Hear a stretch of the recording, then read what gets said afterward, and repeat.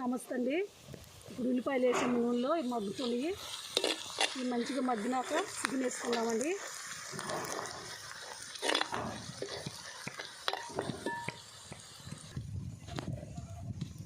ఇంట్లో ఉప్పు, కారం, పసుపు అన్నీ వేసి కలిపానండి. ఒక పండు టమాటా కూడా వేసినా, ఎందుకంటే చిక్కగా బాగుంటుంది కూర.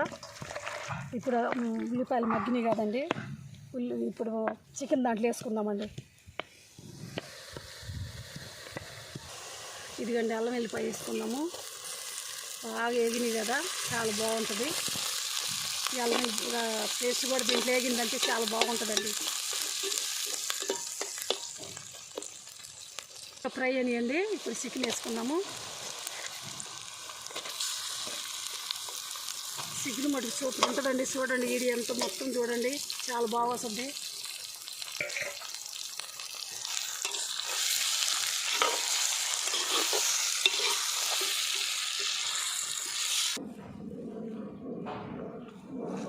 ఉంటామండి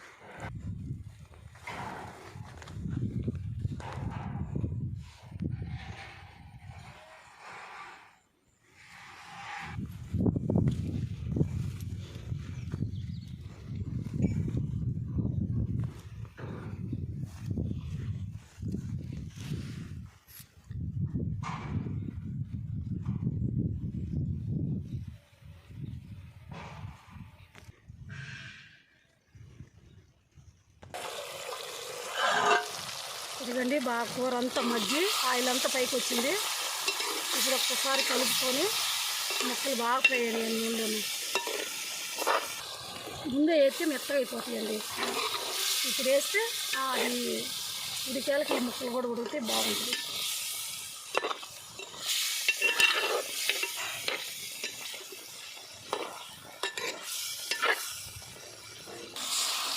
బాగా మగ్గిందండి. మనం కొంచెం కూడా వాటర్ వేయలేదు. ఈ వాటర్తోనే సగం కూర ఉడికిపోయింది. కొంచెం వేసుకున్నాం అంతే. కొత్తిమీర బీక్కుందామండి. కొంచెం ఆ కూరలోకి సరిపోయినంత, దానికి తగినంత బీక్కుందాము. ఇదంతా పోసామండి. ఇదిగో అంత పిచ్చిగడ్డి అంతా మొలిసింది. ఇది కలుపు తీయాలా చాలండి. ఇది